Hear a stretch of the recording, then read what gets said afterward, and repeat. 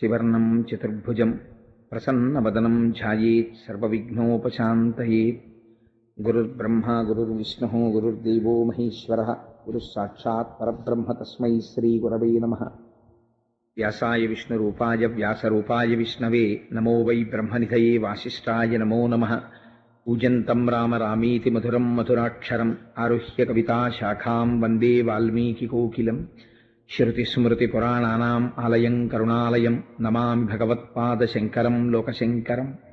వాగర్ధావివ సంపృక్తౌ వాగర్ధప్రతిపత్తయే జగతః పితరౌ వందే పార్వతీపరమేశ్వరౌ.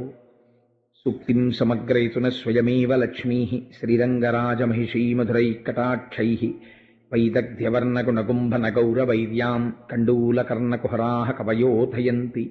హైమోర్ధ్వపుండ్రమజహన్మకుటం సునాసం మందస్మితం మకరకుండలచారుగండం బింబాధరం బహుళదీర్ఘకృపాకటాక్షం శ్రీవేంకటేశముఖమాత్మని సన్నిధత్తాం.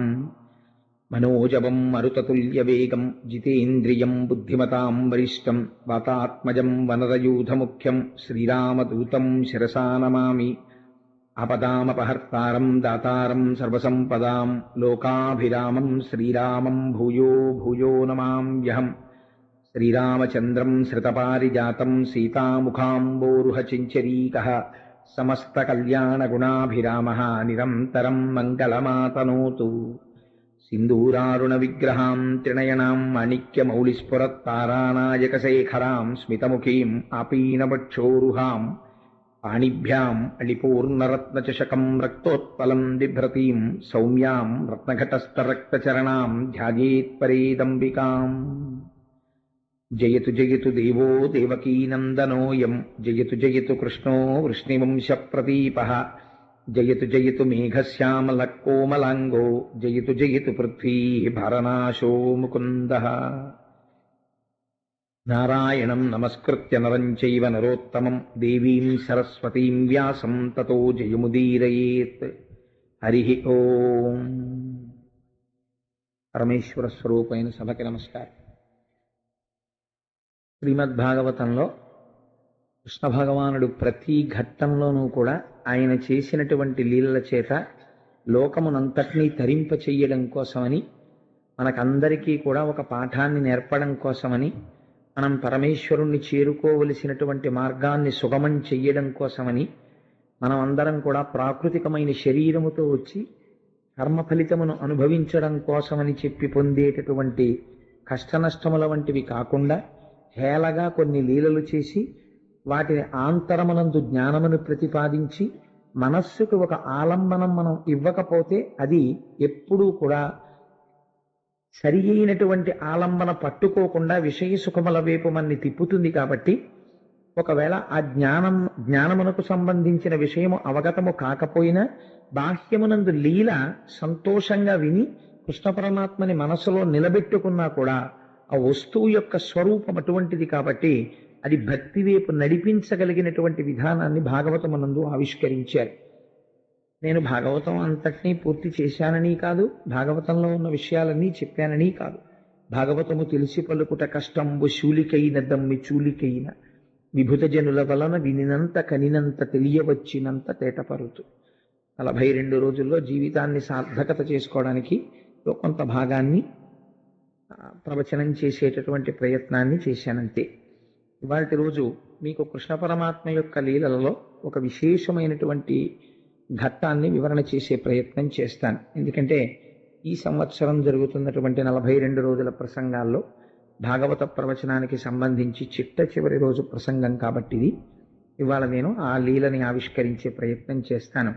చేసి ఆయన యొక్క అవతార పరిసమాప్తి, భాగవతంలో చిట్ట చివర దేనిని గూర్చి అవతార పరిసమాప్తి సమయంలో చేసేటటువంటి ప్రసంగం ఏది ఉంటుందో అదే ఆ అవతార ప్రయోజనమునకు సంబంధించినటువంటి సారాంశం అంతా ఉంటుంది. ఉద్ధవుడితో మాట్లాడతాడు కృష్ణ భగవానుడు. దాన్ని తర్వాత మీకు విజ్ఞాపన చేస్తాను. పూర్వం కృష్ణ భగవానుడు ద్వారకా నగరాన్ని పరిపాలిస్తున్నటువంటి రోజులలో ఒక బ్రాహ్మణుడు తన భార్య యందు ఒక కుమారుణ్ణి కన్నాడు. కానీ ఆ పిల్లవాడు పుట్టగానే మరణించాడు. ఆ పిల్లవాడిని తీసుకుని వచ్చి రాజద్వారం దగ్గర పడుకోబెట్టి, నేను ఏ పాపము ఎరుగని వాడను, ధర్మబద్ధమైనటువంటి నడువడి ఉన్నవాడను.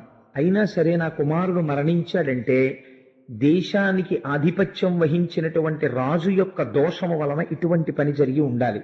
కాబట్టి రాజుకి ధర్మబద్ధమైన నడువడి లేదు అని ఉగ్రసేనుణ్ణి నింద చేసి ఆ శవాన్ని అక్కడ విడిచిపెట్టి కొంతసేపు తల కొట్టుకుని ఏడ్చి ఆ పిల్లవాడి శవాన్ని తీసుకుని వెళ్ళిపోయాడు. మళ్ళీ కొంతకాలం పోయిన తర్వాత ఇంకో కొడుకు పుట్టాడు. ఆ పిల్లవాడు కూడా పుట్టగానే మరణించాడు. మళ్ళీ ఆ పిల్లవాడిని తీసుకొచ్చాడు, రాజద్వారం దగ్గర పడుకోబెట్టాడు, ఏడ్చాడు, పిల్లవాడిని తీసుకున్నాడు, వెళ్ళిపోయాడు. ఇలా 80 కుమారులు కలిగారు. 80 పుట్టగానే మరణించేవారు. 80 శవాల్ని తీసుకొచ్చి రాజద్వారం దగ్గర పడుకోబెట్టి ఏడ్చి వెళ్ళిపోయేవాడు. అన్నిసార్లు కృష్ణుడు వింటున్నాడు, ఆయన ఏమీ మాట్లాడాడు. 8వసారి రాజుని నింద చేస్తుండగా అర్జునుడు ద్వారకానగరంలో ఉన్నాడు. ఈ బ్రాహ్మణుడు నాకు పుట్టినటువంటి బిడ్డలందరూ కేవలం రాజు యొక్క అధర్మము వల్లే మడిసిపోతున్నారని ఏడుస్తున్న సమయంలో అర్జునుడు చూసి ఒక మాట అన్నాడు. ఈపగిది నీవు వగవన్ వాపోవగ చూచి అకట వారింపంగా ఓపిన విలుకాడొక్కండీపురి లేడయ్యనయ్య ఇది పాపమగున్ అన్నాడు. ఒక్కొక్కసారి నోటి వెంట ఎంత విచిత్రమైన మాటలు వచ్చేస్తాయో చూడండి. తను ధనుర్విద్యాపారంగతుడు, చేత గాంధీవం పట్టుకుని శత్రుమూకలను దునుమాడగలిగినటువంటి శక్తి సామర్థ్యములు ఉన్నవాడు అర్జునుడు. అందుచేత ఆయన అన్నాడు, నువ్వు బ్రాహ్మణుడవు, నీ ఏడుపుని బట్టి నాకు అర్థమవుతోంది ఏమిటంటే నీకు 80 కొడుకులు ఇప్పటికి మరణించారు. 80 కొడుకులు పుట్టగానే మరణించి నువ్వు రాజద్వారం దగ్గర కూర్చుని ఏడుస్తుంటే నీ ఏడుపు పట్టించుకున్నవాడు ఈ ఊళ్ళో లేడు. నీ ఏడుపు నుంచి నిన్ను ఉద్ధరించి నీకు పుత్రశోకము కలగకుండా చేయగలిగినటువంటి విలుకాడు ఈ ఊళ్ళో లేడా? ఎంత ఎవరున్న ఊళ్ళో అడుగుతున్నాడు ఈ ప్రశ్న? కృష్ణ భగవానుడున్న ఊళ్ళో. అంటే ఒక్కొక్కసారి ఎటువంటి భావనలు మనస్సులోంచి వస్తాయో చూడండి. తాను విలుకాడనన్నటువంటి అతిశయము చేత ఈ మాట వచ్చింది. వస్తే ఆ బ్రాహ్మణుడు అన్నాడు, మాకిక్కడ కృష్ణుడున్నాడు, అనిరుద్ధుడున్నాడు, ప్రద్యుమ్నుడున్నాడు, బలదేవుడున్నాడు, ఉగ్రసేనుడున్నాడు, ఇటువంటి వాళ్లే రక్షించలేకపోయారే, నువ్వెవరవయ్యా ఇన్ని మాటలాడావు అన్నాడు. అంటే ఆయన అన్నాడు, అర్జునుడు కోపం వచ్చింది, వీళ్ళందరి పేర్లు ఇంత గొప్పగా చెప్తున్నావు, వీళ్ళు ఎవరైనా రక్షించారా? నీ కొడుకునిచ్చారా? నేనెవరినో తెలుసా? బలుడంగాను, నేను బలరాముణ్ణి కాను, మురాసురాంతకుడగాను, ప్రద్యుమ్నుండకాను, నే తెలియం తత్తనయుండగానని విరుద్ధ వ్రాతమున్ భీషణోజ్వల గాంధీవ ధనుర్విముక్త నిశితాస్త్ర శ్రేణిచే పీన్గుం పెంటలు కావించు పరక్రమ ప్రకీలు చండ స్ఫూర్తినే పార్థుండన్. నేను బలదేవుణ్ణి కాను, మురాసురాంతకుడ కాను, నేను మురారిని కాను, అంటే మురా అనబడేటటువంటి రాక్షసుణ్ణి సంహరించిన వాడను కాను, కాబట్టి నేను కృష్ణ భగవానుణ్ణి కాను. ప్రద్యుమ్నుండ కాను, నేను ప్రద్యుమ్నుండి కాను. నే తెలియంత తనయుండ కాను, తత్తనయుడు అంటే ప్రద్యుమ్నుడి కొడుకు, అనిరుద్ధుణ్ణి కాను. మరి నేనెవరు అంటే విరుద్ధ వ్రాతమున్ భీషణోజ్వల గాంధీవ ధనుర్విముక్త నిశితాస్త్ర శ్రేణిచే పీన్గుంపెంటలు కావించు పరాక్రమ ప్రకట చండస్ఫూర్తినే పార్థుండన్ అన్నాడు. ఏ మహానుభావుడి చేతిలో గాంధీవం పట్టుకుని 2 చేతులతోటి బాణాల్ని తీసి సంధించి విడిచిపెట్టి శత్రువుల యొక్క మూకల్ని చెండాడుతాడో అటువంటి సవ్యసాచి అయిన పార్థుణ్ణి నేనుండగా నీకు భయం లేదు. ఈసారి నీ కుమారుడు మరణించాడు, నేను ఇక్కడే ఉండి నీ కుమారుడి ప్రాణములు పోకుండా కాపాడతాను, నీకు నా భయం. అలా నీ కొడుకుని నేను కాపాడలేకపోతే నేను అగ్ని ప్రవేశం చేస్తాను. నువ్వు కృష్ణుడుండగా జరగదా, బలరాముడుండగా జరగదా? వాళ్లే చెయ్యలేదు, నువ్వేం చేయగలవని కదా అడిగావు. ప్రతిజ్ఞ చేస్తున్నాను, నీ కుమారుణ్ణి రక్షించలేకపోతే నేను అగ్ని ప్రవేశం చేసి శరీరాన్ని వదిలిపెట్టేస్తాను, ఇది నా ప్రతిజ్ఞ అని ద్వారకలో ఉండిపోతే ఆ బ్రాహ్మణుని యొక్క భార్య గర్భమును దాల్చింది. ఇంకా ప్రసవమయ్యేటటువంటి సమయంలో కబురు చేయమన్నాడు అర్జునుడు, ఆ పిల్లవాడు మరణించకూడదని. ఇంకా ప్రసవ వేదన ప్రారంభం అవుతోందనగా అర్జునుడికి కబురు చేశారు. ఆయన స్నానం చేసి శుచి అయి ఒక పవిత్రమైన ప్రదేశమునందు వెళ్లి నిలబడి పరమశివుణ్ణి ఒక్కసారి తలుచుకొని నమస్కారం చేసి, ఆయన వలన పాశుపతాస్త్రమును పొందినవాడు కనుక అక్షయ బాణ తూణీరములను రెండు భుజములకు కట్టుకుని శరవేగంతో ఆ బాణ పరంపర ప్రయోగం చేశాడు. ప్రసూతి గృహం చుట్టూ ఎటువంటి మంత్రపూరితమైనటువంటి బాణములతో పరంజా అల్లాడంటే అందులోకి సూక్ష్మమైన అణువు ప్రవేశించలేదు, అందులోంచి ఒక అణువు బయటికి వెళ్ళలేదు. కాబట్టి ఇప్పుడు మృత్యుదేవత ఎటు నుంచి వస్తుంది, ఎలా పిల్లవాడి ప్రాణాలు తీసుకెళ్తుంది? తీసుకెళ్ళడానికి వీల్లేదు. కాబట్టి నేను బాణాలతో కట్టేశాను. నేను అటువంటి విలుకాడనటువంటి రక్షణ కవచాన్ని దుర్భేద్యముగా నిర్మాణము చేశాడు. లోపల ఒక పిల్లవాడి యొక్క క్యారమన్న ఏడుపు వినపడింది. ప్రసవమైంది కాబట్టి బిడ్డడు జన్మించాడు అనుకున్నాడు. పుట్టిన బిడ్డడు చనిపోయాడు అని ఏడుపులు వినపడ్డాయి. ఆశ్చర్యపోయే అర్జునుడు ఏడి పిల్లవాడు అని లోపలికి వెళ్ళాడు. 8 సార్లు పిల్లాడు చచ్చిపోయాడు. ఇప్పుడు చచ్చిపోయిన పిల్లాడు కూడా మాయమైపోయాడు. ఎలాంటి చోటు నుంచి? అర్జునుడి చేత నిర్మింపబడిన దుర్భేద్యమైన బాణకవచమున్న చోటు నుంచి ఈసారి శరీరం కూడా అదృశ్యమైపోయింది. ఇప్పుడు ఏమన్నాడు అర్జునుడు? నేను ఆ పిల్లవాడిని రక్షించకపోతే అగ్నిప్రవేశం చేస్తానన్నాడు. అంతమంది వీరుల్ని తెగటార్చాను, ఒక పిల్లాన్ని రక్షించడం నాకు లెక్క అనుకున్నాడు. కాబట్టి ఇప్పుడు తెలుసున్నది ఏమిటి? ప్రాణములను తీసుకెళ్లేటటువంటిది ఎవరు చేస్తారా డ్యూటీ? యమధర్మరాజు గారు చేస్తారు. కాబట్టి ఎవరి దగ్గరికి వెళ్ళాలి పిల్లాడి ప్రాణాల కోసం? యమధర్మరాజు గారి దగ్గరికి వెళ్ళాలి. అందుకని వెంటనే తన యోగశక్తి చేత బయలుదేరి యమలోకానికి వెళ్ళి ఆ పిల్లవాడిని తీసుకొచ్చి అక్కడ పెట్టావు. ఏ పిల్లవాడు అని అడిగాడు యమధర్మరాజు. బ్రాహ్మణ కుమారుణ్ణి ఇప్పుడు తీసుకొచ్చారు కదా అన్నాడు. నే తీసుకురాలేదు. ఆయన ధర్మరాజు, ఆయన అబద్ధమాట, తన పని తాను చేసుకుపోతాడు. మనం నమ్మగలిగింది ప్రత్యక్ష సత్యమైన విషయంలో రోజు చూస్తూనే ఉంటాం. కాబట్టి నేను తీసుకురాలేదు ఆ పిల్లవాడిని, నేను చంపలేదు. ఆ పిల్లవాడినే కాదు, నేను అసలు ఆ బ్రాహ్మణుడి పిల్లలు ఎవరిని నేను చంపలేదు. ఆశ్చర్యపోయాడు అర్జునుడు.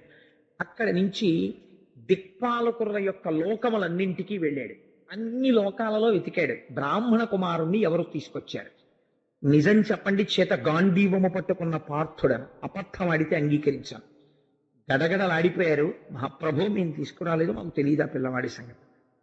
అన్ని చోట్ల తిరిగేశాడు, పిల్లవాడు కనపడలేదు. ఇప్పుడు తలవాల్చుకుని మళ్ళీ భూలోకానికి వచ్చాడు. ద్వారకానగరం దగ్గరికి వచ్చాడు. ఈ బ్రాహ్మణుడి కోసమని చూస్తుంటే ఆయన కృష్ణుడి మందిరం దగ్గర ఉన్నాడు. ఆయన అన్నాడు, ఆ బ్రాహ్మణుడు, ఎక్కడి పండుతనూభవుండెక్కడి విలుకాడు, వీనికెక్కడి సప్తం వెక్కడి గాంధీవము, తనకెక్కడి దివ్యాస్త్ర సమితి యమనవచ్చున్ అన్నాడు. వీడు పార్థుట్ట, గాంధీవంట, అక్షయ బాణ తూణీరాల్ట, మంత్రపూరితమైన బాణాల్ట, నా కొడుకుని రక్షిస్తాట. ఇన్ని చేశాడు. పిల్లాడు మాయమైపోయాడు. నేను పట్టుకొస్తానని వెళ్ళాడు. అదిగో దిగాలు మొహం వేసుకొస్తున్నాడు. నేను ముందే చెప్పాను, ఇక్కడ బలదేవుడున్నాడు, కృష్ణుడున్నాడు, ప్రద్యుమ్నుడున్నాడు, అనిరుద్ధుడున్నాడు. వాళ్ళు చెయ్యని పని నువ్వెక్కడ చేస్తావన్నాను. గాంధీవం చూపించాడు, 2 తూణీరాలు చూపించాడు, బాణాలు చూపించాడు. చూపించి నేను ఎందుకు చెయ్యలేను, నా పాటి విలుకాళ్ళు ఈ ఊళ్ళో లేరా అన్నాడు. అదిగో వస్తున్నాడు, ఏం చేస్తున్నాడు అన్నాడు. ఈ మాట విని బ్రాహ్మణుడికి ఇచ్చినటువంటి మాట నిలబెట్టుకోలేకపోయాడు. పైగా క్షత్రియుడై ఇంతమంది మధ్యలో అధిక్షేపింపబడ్డాడు. ఇంక ఈ బ్రతుకెందుకు, నేను జీవించకూడదు అనుకున్నాడు. వెంటనే చితి పేర్పించుకొని అగ్నిహోత్రుణ్ణి ప్రార్థన చేసి చితిలో ప్రవేశిస్తున్నాడు. ప్రవేశిస్తుంటే అప్పుడు వచ్చాడు కృష్ణ పరమాత్మ. ఆయన బాగా పక్వంలో పడితే కానీ మాట్లాడ్డా ఎప్పుడు. అందుకని వచ్చి చెయ్యి పట్టుకున్నాడు. అందుకని బావా ఏమిటి ప్రవేశం, అగ్ని ప్రవేశం అన్నాడు. అంటే నా మాట నిలబెట్టుకోలేకపోయాను కదా బావా, అందుకని ప్రతిజ్ఞా పరిపాలనం కోసం అగ్నిలో ప్రవేశిస్తున్నాను. అంత పని ఎందుకు చేస్తావు, కానీ ఆ పిల్లలు ఎక్కడున్నారో నేను చూపిస్తాను రా, రథం ఎక్కన్నాడు అని కృష్ణ పరమాత్మ యొక్క రథాన్ని కృష్ణార్జునులు అధిరోహించారు. అర్జునుడంటే ఎటువంటి వాడండి? యుద్ధరంగంలో బాణప్రయోగం చేస్తుంటే కనీసం ఒక రోజు ఆయన యుద్ధానికి వెళ్ళాడంటే కొన్ని లక్షల వీరులని తెగటారుస్తాడు. కాబట్టి ఆయనకి భయము అన్న మాట అర్జునుడి దగ్గర ఉండదు అసలు. అటువంటి అర్జునుడు కృష్ణుడి రథము యొక్క వేగం వెళ్ళిపోతుంటే ఒక చోటికి వెళ్ళింది రథం. అది 7 సముద్రాలు దాటిపోయింది, మేరు పర్వతాన్ని దాటిపోయింది, దాటిపోయి వెళ్ళిపోయింది. కాళాంధక, ఎంత చీకటంటే ఆ చీకటికి అర్జునుడికి భయం వేసింది. బావా ఏమిటి చీకటి అన్నాడు. ఇదే పోతన గారి గజేంద్ర మోక్షంలో చెప్తారు. లోకంబులు లోకేశలు లోకస్తులు తెగిన తుది అలోకంబగు పెంజీకటి కావల యవ్వండేకాకృతి వెలుగు అతని నే సేవింతున్. ఈ లోకములు లోకేశులు లోకస్తులు అందరూ వెళ్ళిపోయిన తర్వాత, మహాప్రళయం అయిపోయిన తర్వాత గాఢాంధకారం అలుగుకునుంటే ఆ గాఢాంధకారమునకు అవతల ఒక తేజోమూర్తి వెలుగుతున్నాడు. నత్ర సూర్యో భాతి న చంద్రతారకం నేమా విద్యుతో భాతి కుతోయమగ్ని త్వమేవ భాంతమనుభాతి సర్వం తస్య భాషా సర్వమిదం విభాతి.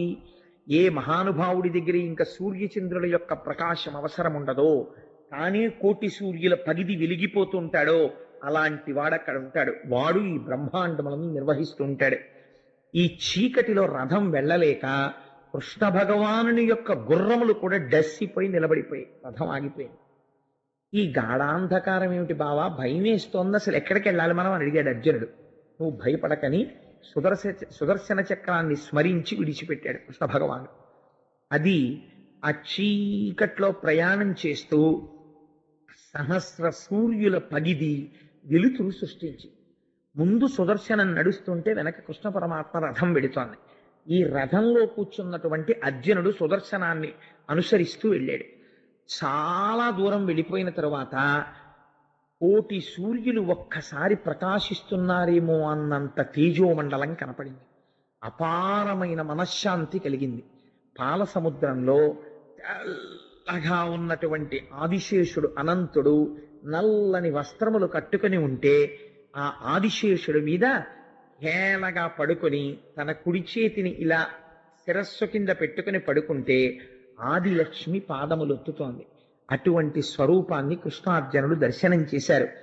సజల మానాంబుద శ్యామాయమానాంగు ఆశ్రితావనముదితాంతరంగు సనకాది యోగి హృద్వనజమ మదాళీంద్రు ముఖపద్మ రుచిజిత పూర్ణచంద్రు కమనీయ నిఖిల జగద్ధిత చారిత్రు ప్రత్యూష సంపుల్ల పద్మనేత్రు ఇందిరా హృదయార విందారుణోల్లాసు శ్రీకర పీత కౌశేయవాసు హారకుండల కటక కేయూర మకుట కంకణంగదమణి ముద్రికా వినూత్న రత్న నూపుర కాంచీ విరాజమాను భవ మహార్ణవశోషు సద్భక్తపోషు.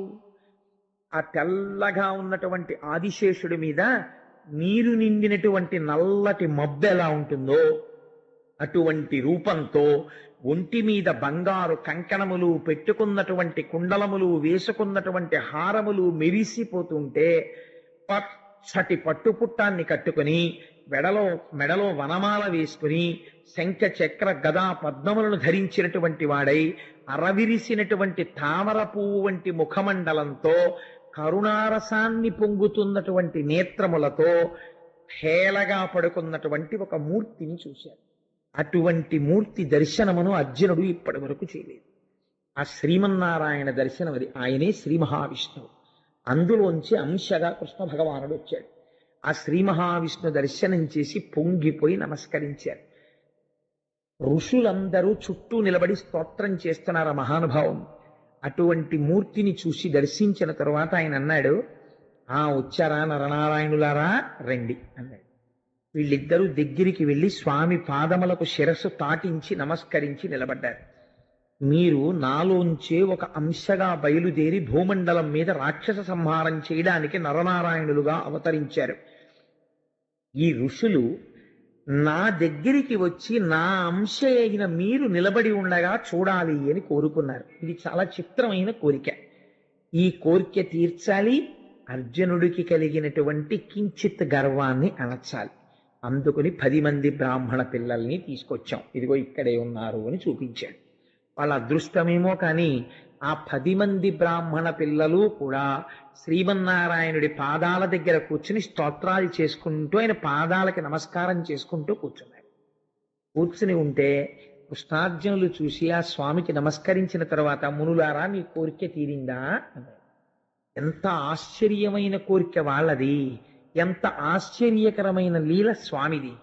అప్పుడు ఈ 10 మంది బ్రాహ్మణ కుమారుల్ని తీసుకుని కృష్ణుడి చేతికిచ్చి, ఈ పిల్లల్ని తీసుకుని నువ్వు భూమండలానికి వెళ్ళి బ్రాహ్మణులకు అప్పచెప్పు. ఎవరండి ఆ పిల్లలు? ఏ మహానుభావుడి దర్శనాన్ని యోగీంద్రులైనటువంటి వారు కూడా తమ మాంసనేత్రములతో చూడలేరో అటువంటి శ్రీమన్నారాయణుండి పుట్టింది మొదలు హాయిగా ఆయన దగ్గర కూర్చుని ఆయన్ని చూస్తూ ఆయన సేవిస్తూ లక్ష్మీదేవి పెట్టిన అన్నం తింటూ ఆయనని భజించినటువంటి మహాపురుషులైన బ్రాహ్మణ పిల్లల్ని తన రథం మీద కూర్చోపెట్టుకుని తిరిగి భూమండలానికి కృష్ణ భగవానుడు తీసుకొచ్చాడు. సంక్షిప్తమైనటువంటి వివరణ మాత్రమే చేశాను. తీసుకుని వస్తే ఆనాడు అర్జునుడికి కలిగినటువంటి కించిత్ ఆవేశము తగ్గింది. నా అంత గొప్పవాడు లేడన్న భావన తగ్గింది. మనం ఒక్కొక్కసారి మనని నిరంతరము రక్షించేటటువంటి పరమేశ్వరుణ్ణి కూడా మర్చిపోయి ఆయనకన్నా నేనే గొప్పవాడినన్న భావన వచ్చేస్తుంది. వచ్చేస్తే భగవంతుడికి ఉండేటటువంటి ఔదార్యం ఎటువంటిదో తెలుసా అండి? కొడుకు తండ్రి మీద అలిగి నేను అన్నం తిన్నాను అని వెళ్ళి ఓ మూల కూర్చుంటాడు. ఎందుకు అన్నం తిండు అంటే ఆయన అమ్మ కలిసి సినిమాకి వెళ్ళారు, తీసుకెళ్ళమన్నాడు. వీడు నువ్వు చదువుకో అని తండ్రి వెళ్ళిపోయాడు. వీడికి కోపం వచ్చింది. వీడు చదవలేదు సరికదా, అన్నం తినలేదు అక్క పెడితే. తండ్రి ఇంటికి వచ్చి ఏరా అలా కూర్చున్నామే అన్నాడు. అంటే మూతి ముడుచు కూర్చున్నాడు, మాట్లాడు. అప్పుడు అడిగాడు పిల్లని, ఏమేమి వీడు అలా కూర్చున్నాడు? నాన్నగారని మీరు సినిమాకి వెళ్ళినప్పటి నుంచి వాడు అన్నం తినలేదు, మేము తినేసామండి, వాడేం చదవలేదు, అలాగే కూర్చున్నాడు. ఆ మూల హఠం అన్నమాట. అలా కూర్చున్నాడు. అంటే ఇప్పుడు వాడు అలా హఠం చేసి తండ్రిని ఏమైనా చేయగలడా? తండ్రిని ఏం చేయలేడు. కానీ హఠం చేసిన వాడు ఎవరు? కొడుకు. అందుకని ఆ కొడుకుని ఏమి అహంకారం అని చెప్పి వెంటనే వాడి కంఠాన్ని ఉత్తరించేస్తాడా తండ్రి? ఉత్తరించడు. ఏదో ఆ పిల్లాడి కోపం తగ్గేంత వరకు వెళ్ళి బుజ్జగించి తీసుకొచ్చి మౌనంగా ఊరుకుని అన్నం పెట్టేసుకుని ఆ పిల్లాడికి కూడా అన్నం పెట్టమని వాడిని ఊరే రారా అన్నం తిందామంటే వాడు రాడు. నేను రాను అంటే తండ్రి కూర్చుని ఎప్పుడో పొద్దున్న వెళ్ళాను ఆఫీస్కి, చాలా అలిసిపోయాను, ఎంత ఆకలిగా ఉందో, నాకేం తెలియక తీసుకెళ్ళలేదా వీడి సినిమాకి? నిజంగా నువ్వు చూసావు కదా సినిమా ఎంత భయంకరంగా ఉందోనో, అది చూస్తే వీడు భయపడతాడు, జడుచుకుంటాడని తీసుకెళ్ళలేదు నేను. అయినా సరే వాడు తినకపోతే నేను తిన్నాను, నేను మా బుజ్జిగాడితో కలిసి అన్నం తింటాను అన్నాడు అనుకోండి. ఇంత మూతి అని పెట్టినవాడు అలా అలా ప్రసన్నుడైపోయి మా బాబాయ్ భయంగా ఉందన్నాను గారండి అని వచ్చి కూర్చుని అన్నం తినేస్తాడు. కృష్ణుడి ప్రతిజ్ఞ, అర్జునుడు చేసిన ప్రతిజ్ఞ కృష్ణుణ్ణి చిన్నబుచ్చేదిగా ఉంది యథార్థానికి. కానీ కృష్ణ పరమాత్మ ఔదార్యం చూడండి. అర్జున అంటే నాకన్నా గొప్పవాడు అయిపోయావా అని అడగలేదు. అడగకుండా అగ్ని ప్రవేశం చేసేంత స్థితికి వచ్చే వరకు ఊరుకున్నాడు. ఇప్పుడు ఇంకా అగ్ని ప్రవేశం దాకా వచ్చేసాడంటే పోయింది ఉన్న అహంకారం. అతిశయం పోయిన తర్వాత ఇంకా తనవాణ్ణి తాను రక్షించుకోవాలి. గబగబా పరిగెత్తుకొచ్చి రక్షించుకుని ఆ అర్జునుడికి మళ్ళీ ఇంత సత్కారాన్ని చేయించి బ్రాహ్మణ పిల్లల్ని తీసుకొచ్చి 10 మందిని బ్రాహ్మణుడికి అప్పచెప్పాడు.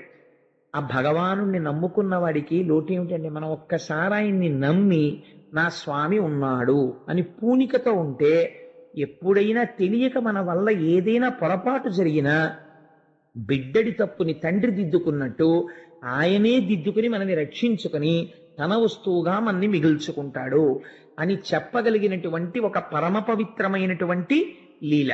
ఇది జరిగినటువంటి కొన్ని సంవత్సరముల తరువాత ఒకనాడు బ్రహ్మాది దేవతలు కృష్ణ పరమాత్మ యొక్క మందిరానికి విచ్చేశారు. ఇచ్చేసి ఆయన దర్శనం చేసుకున్న తర్వాత కృష్ణుడు అడిగాడు, మీరందరూ ఇవాళ ఎందుకు వచ్చారు, ఏమిటి విశేషం, ఇంతమంది దేవతలు వచ్చారని అడిగాడు. అడిగితే వాళ్ళు అన్నారు, అఖిల లోకేశ సర్వేశ అభవ నీవు ఉదయమందుట భూభారమడుపు కొరకు 25 పరిమితంబు అయ్యే విచ్చేయు వైకుంఠహమ్యమునకు. ఈశ్వర, రాక్షస సంహారం చెయ్యడం కోసం అని మీరు వైకుంఠము నుంచి బయలుదేరి ఇక్కడికి వచ్చి కృష్ణుడు అనబడేటటువంటి పేరుతో కొంతకాలము అవతారమును స్వీకరించి ఎంత సులభుడవయ్యావంటే, గోపకులంలో పుట్టి ఆవులు, దూడలు, గోపాల బాలురు, గోపకాంతలు కూడా నీ ప్రేమ అనుభవించేటట్టుగా ప్రవర్తించావు. కానీ 125 సంవత్సరములు పూర్తయిపోయింది నువ్వు వచ్చి. కాబట్టి నువ్వు ఇంకీ అవతారమును విడిచిపెట్టి తిరిగి వైకుంఠధామమును చేరవలసినది, నీ మూలస్థానమునందు ప్రవేశించు అని అడిగారు. అడిగితే భగవానుడు అన్నాడు, ఓహో, అయితే ఇంక నేను ఈ అవతారమును చాలించవలసిన సమయం ఆసన్నమైంది, కాబట్టి నేను అవతార పరిసమాప్తి చేసేస్తాను, తొందరలో బయలుదేరి మీ దగ్గరికి వచ్చేస్తాను అని చెప్పారు. చెప్పి ఎక్కడికి వెళ్ళిపోతాడండి, ఆయన వెళ్ళడానికి చోటేది, ఆయన అంతటా వ్యాపించి ఉన్నవాడే, అంతటా వ్యాపించిన తత్వములోకి లీనమవుతాడు. ఒక్కసారి మనస్సులో సంకల్పం చేశాడు, తాను వెళ్ళిపోయిన తరువాత యాదవులకు నాయకత్వం ఉండదు, కాబట్టి ఈ యాదవుల యొక్క కులమంతా కూడా తనతో పాటే నశించిపోవాలి. ఇది ఎలా నశించిపోతుంది? ఈ మొత్తం కులనాశనం జరిగిపోవాలంటే దేని వల్ల జరుగుతుంది అంటే, తాను నాయకత్వమునందుండగా దేవతలే వచ్చి నిలబడినా యాదవుల్ని ఎవరు చెనకలేరు. కాబట్టి ఇప్పుడు ఏ వాక్కు చేత వారు పాడైపోతారు? మనకి కృష్ణ పరమాత్మ అవతార పరిసమాప్తిలో కూడా ఒక రహస్యాన్ని ఆవిష్కరిస్తారు. దేవతలతో యుద్ధం పెట్టుకుంటే కొంతవరకు పాడు చేయగలరు, మొత్తం కులనాశనం దేనివల్ల అయిపోతుందంటే భగవంతుణ్ణి నమ్ముకున్నటువంటి పరమ భాగవతోత్తములతోటి పరిహాసం ఎంత ప్రమాదాన్ని తీసుకొస్తుందో చూపిస్తారు. అందుకని అటువంటి ప్రమాదంతో కూడుకున్న పని చేయించారు యాదవుల చేత. ఒకానొక రోజున అసితుడు, మిత్రుడు, దుర్వాసుడు, భృగువు, అంగిరసుడు, కశ్యపుడు, వామదేవుడు, వాలకిల్యుడు, అత్రి, వశిష్ఠుడు, నారదుడు వంటి మహర్షులు ఒకరు కాదు, ఇద్దరు కాదు, ఒక్కొక్కడు మహాపురుషుడు, ఎవరి పేర్లు విన్నంత మాత్రం చేత పాపరాశి ధ్వంసమైపోతుందో అటువంటి మహర్షులందరూ కృష్ణ పరమాత్మ యొక్క దర్శనానికి వచ్చారు. ఇప్పుడు జరగబోయేటటువంటిది మనం మనస్సులో చాలా జాగ్రత్తగా ఒక చుక్క జారిపోకుండా పట్టుకోవలసినటువంటి సందర్భం. ఎందుకంటే అవతార పరిసమాప్తి ముందు జరిగేటటువంటి విషయాలు ఏముంటాయో అదే మొత్తం సారాంశమై ఉంటుంది. వచ్చి ఆ మహర్షులందరూ కృష్ణ భగవానుణ్ణి చూసి ఒక మాట అన్నారు. జనములు నిను సేవింపని దినములు వ్యర్థంబులగుచు తిరుగుచునుండున్ తనువులు నిడకడ కావట వనములలో నున్ననైన వనరుహనాభ. ఎంత గొప్ప మాట చెప్పారో చూడండి. నిన్ను సేవించనటువంటి రోజు జీవితంలో ఏది ఉన్నదో ఆ రోజు నిరర్థకమైపోయినట్టే. నేను మీకు ఒక్క విషయం విజ్ఞాపన చేస్తాను. మనం నిజంగా మనుష్య శరీరాన్ని పొందడానికి ఎన్ని కోట్ల జన్మలలో ఎన్ని కష్టాలు పడిన తరువాత ఈ స్థితికి వచ్చామో మీరు ఎప్పుడైనా జీవుని యొక్క యాత్ర గురించి చదివితే ఎంత భయమేస్తుందో నిజంగా. అయ్య బాబోయ్, ఇన్ని కష్టాలు పడ్డామా మనం అనిపిస్తుంది. శ్లేష్మ మీద వాలేటటువంటి ఈగతో మొదలుపెట్టి పాషాణము నుండి బయలుదేరి ఎన్ని కష్టాలు, ఎన్ని జన్మలో, ఒక్కొక్క జన్మ ఉచ్చులో పడి మరణించే జన్మ, కొన్ని కోట్ల జన్మలు అలా వెళ్ళిపోయి ఉచ్చు పన్నుతారు. ఏదో తన భార్య కోసమో పిల్లడి కోసమో అలా పరిగెడుతుంటుంది జింక, ఓ ఉచ్చుకు తగులుకుంటుంది అంతే. అందరూ చూస్తుండగా దాని కంఠాన్ని కోసేస్తే చచ్చిపోతుంది. ఒక్కొక్క జన్మ కేవలం దాని దంతాలకు విలువ వస్తుందని దాన్ని పడగొట్టి దాని దంతాలు ఊడబెరికేస్తారు. ఒక్కొక్క జన్మ మనం పేపర్లలో చదువుతున్నాం. ఒకసారి పేపర్లో వచ్చింది, మీకు జ్ఞాపకం ఉండే ఉంటుంది. ఒక జూలాజికల్ పార్క్ లో మత్తు ఇంజెక్షన్లు ప్రయోగం చేసి ఒక చిరుతపులిని సాఖి, ఇఫ్ ఐఎమ్ కరెక్ట్, ఆ చిరుతపులి పిల్లని బయటికి తీసుకెళ్లి దాని అరుపులు వినపడకుండా అది మత్తులో ఉండగా దాన్ని చంపేసి దాని తోలు ఒలిచేసి అమ్మేశారు. ఇన్ని జన్మలు ఎంత బాధాకరంగా వెళ్ళిపోయాయో. పైన కర్ర మీద పెట్టి కొట్టేస్తుంటారు, కింద దేని మీద చెయ్యి పెట్టి తీస్తే దొరికితే అది పైన పెట్టి కంఠం నరకబడుతుంది, కింద అవన్నీ గింజలు తింటుంటాయి. ఎంత అమాయకపు జన్మండి.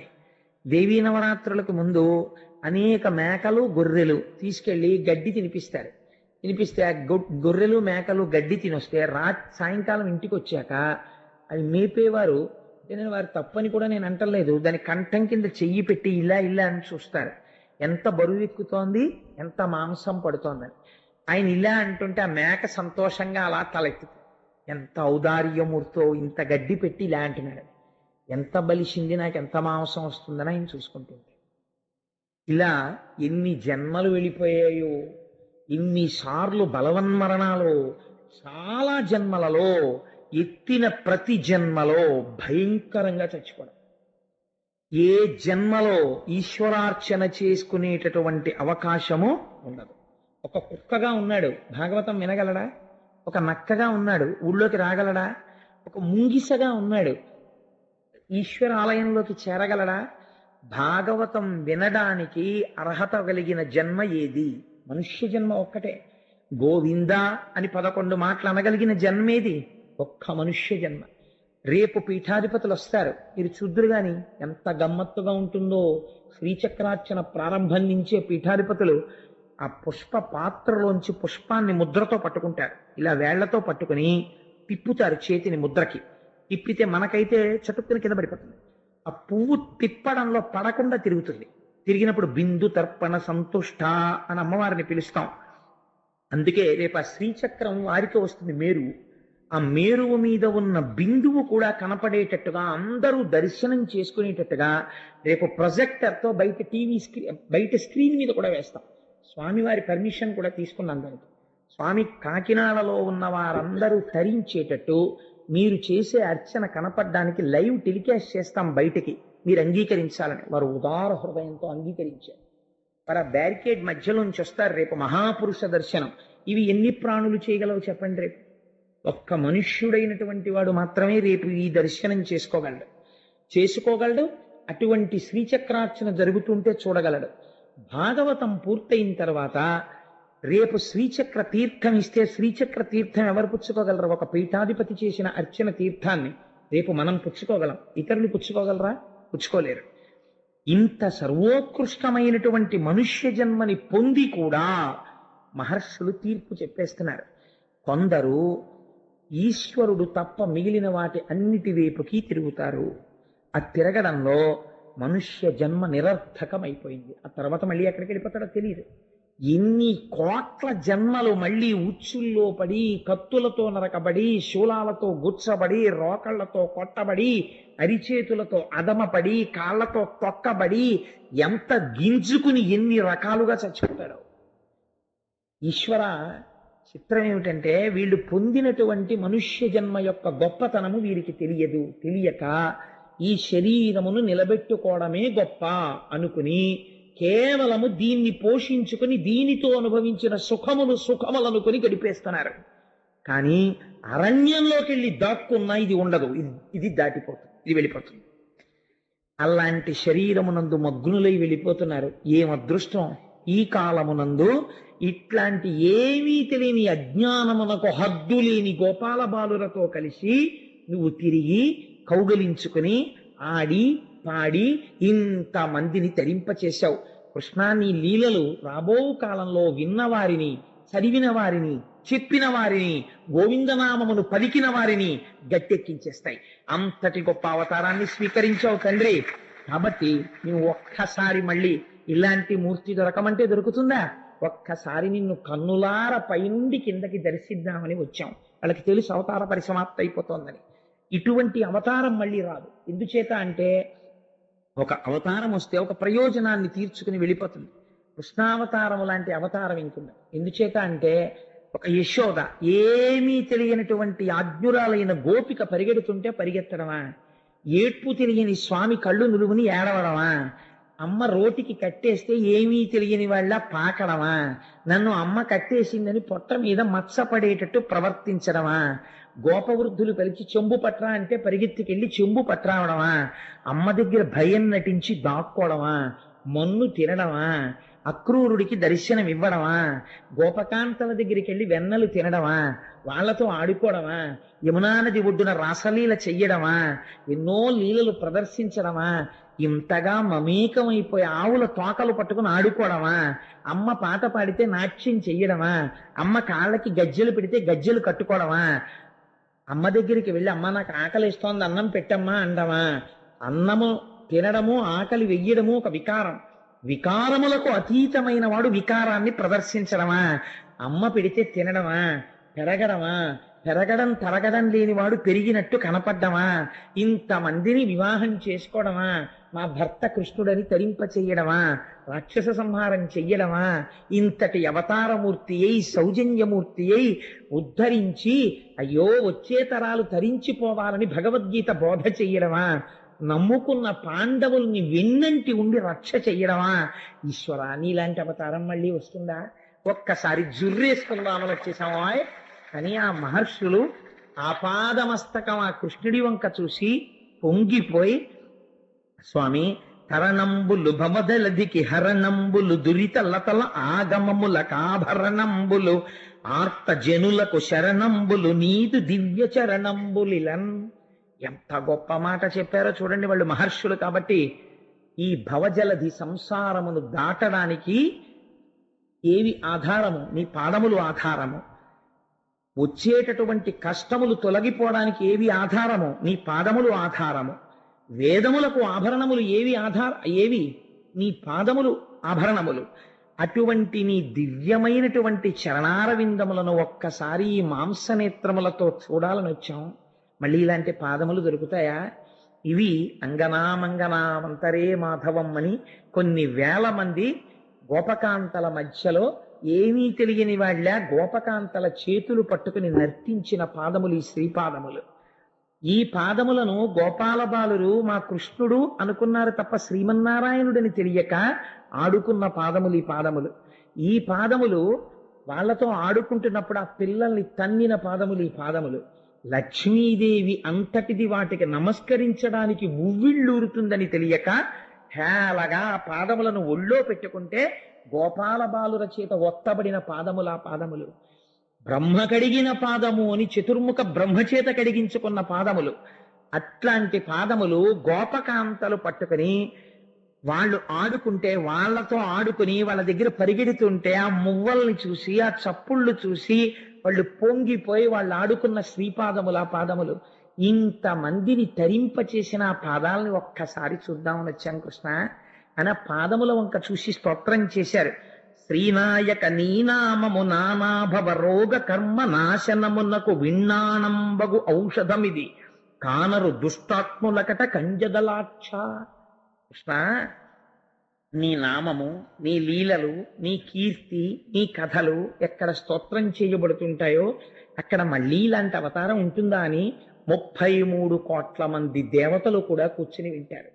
అలాంటి కథాశ్రవణం జరుగుతున్నటువంటి ప్రదేశంలో ఆఖరణ ఒక్కసారి పొంగిపోయి గోవిందా గోవిందా అంటూ నీ నామని చెప్పుకున్నవాడున్నాడే, వాడు పొందనిదేముంది? ఇది పొందుతారని చెప్పడం అసాధ్యం.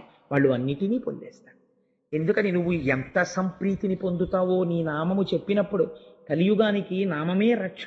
అటువంటి గొప్ప నామము, తేలికైన నామము, నీ అంతట నువ్వు కష్టపడి సంపాదించుకున్న నామము.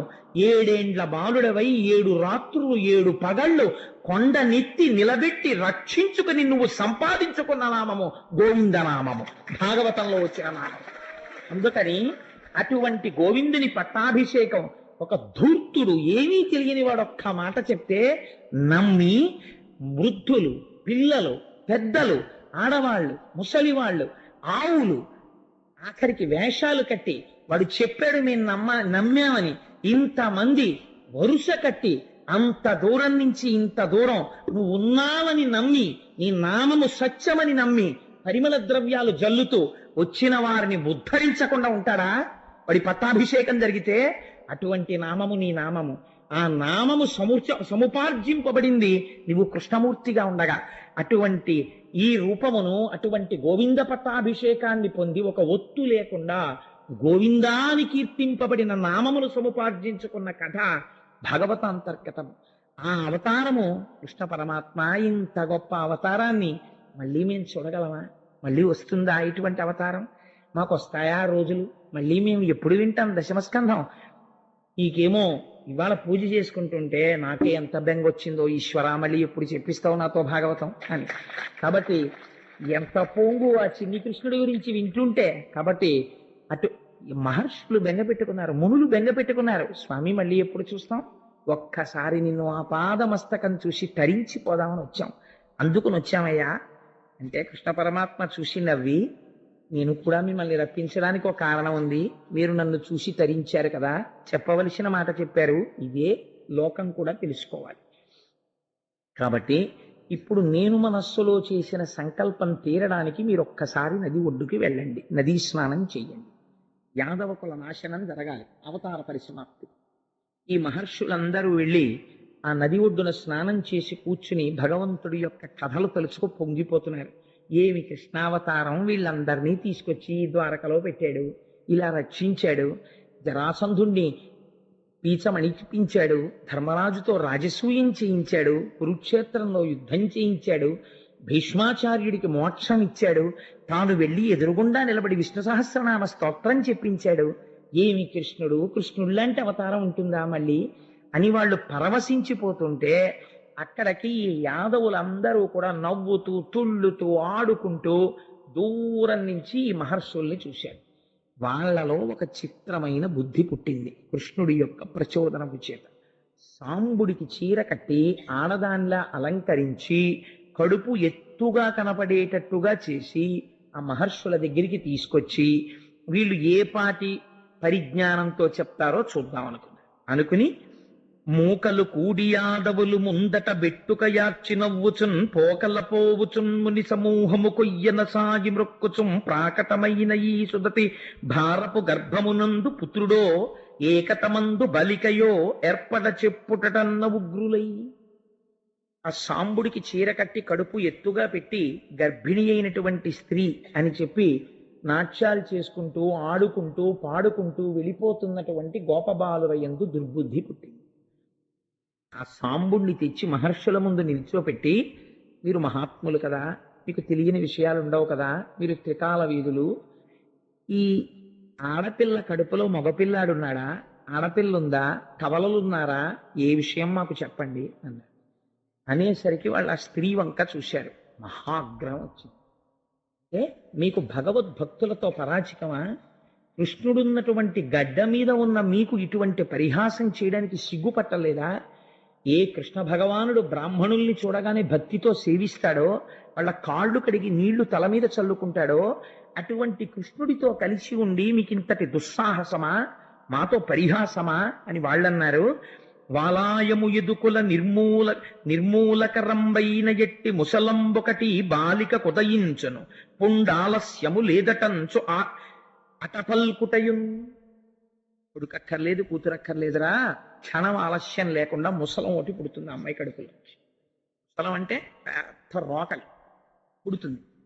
ఆ రోకలి మీ అందరికీ తీట తీర్చేస్తుంది, ఈ ఎదుకుల నాశనం అయిపోతుంది దాంతో అన్నారు. ఆ మాట అనిపించాలి, బ్రాహ్మణ వాక్కు యథార్థమవుతుంది.